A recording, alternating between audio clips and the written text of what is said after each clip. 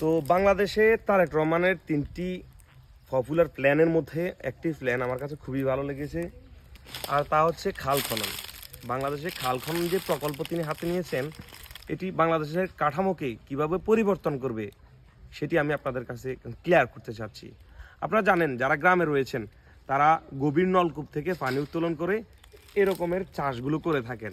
এখন আমি আপনাদেরকে বলি, অনেক জায়গায়, বাংলাদেশের অনেক জায়গায় গভীর নলকূপে খনন করার পরও কিন্তু পানি পাওয়া যাচ্ছে না। কেন পাওয়া যাচ্ছে না? কারণ সেখান থেকে মজুদ থাকা যে পানি, সেটা উত্তোলন করে নিয়েছে অলরেডি কৃষকেরা, এবং সেখানে আর পানি নেই। এটি কিন্তু একটি ভয়াবহ একটি সংকেত আমাদের জন্য। এবং পৃথিবীর অনেকগুলো দেশের দিকে তাকালে দেখবেন যে নিউজে আমরা দেখি যে আফগানিস্তানে কিংবা তুর্কিতে অনেক ভূমি একসাথে মাটির নিচে দেবে গিয়েছে। আসলে আমাদের এই ভূপৃষ্ঠটা পানির উপরে টিকে রয়েছে। নিচে যখন পানি শেষ হয়ে যাবে তখন সে ভারসাম্য বজায় রাখতে পারবে না এবং এটা দেবে যাবে।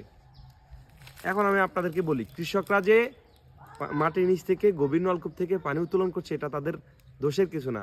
তাদের পানি প্রয়োজন, কারণ তারা পানি পেলেই চাষ করতে পারবে। আর যদি চাষ করতে না পারে তাহলে আমরা ফসল পাবো না, আমাদের দেশের মানুষ ফসল পাবে না। এখন দেখুন, কৃষককে তো আমরা আর এটা বন্ধ করতে পারবো না, যে গভীর নলকূপ সেটা বন্ধ করতে পারবো না। আমাদেরকে বিকল্প চিন্তা করতে হবে, কারণ কৃষককে বাঁচাতে হবে।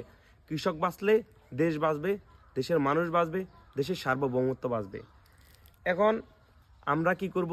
আমাদের তারেক রহমান প্ল্যানিং নিয়েছে যে 20,000 কিলোমিটার বাংলাদেশে তিনি খাল খনন করবেন, এবং এই খালের মধ্য দিয়ে বর্ষাকালে বাংলাদেশে প্রচুর পরিমাণে পানি আসে।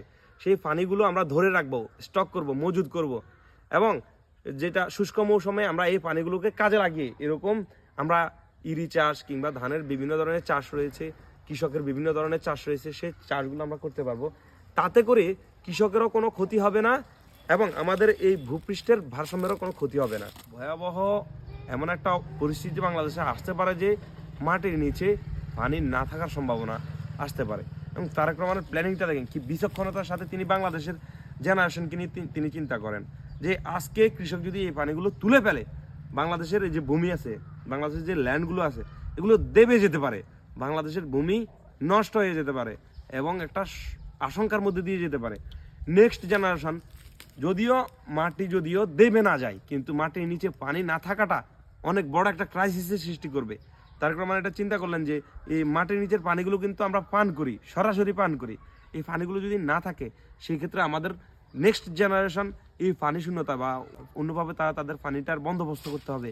এটি অনেক চ্যালেঞ্জিং বিষয় হয়ে যায় একটা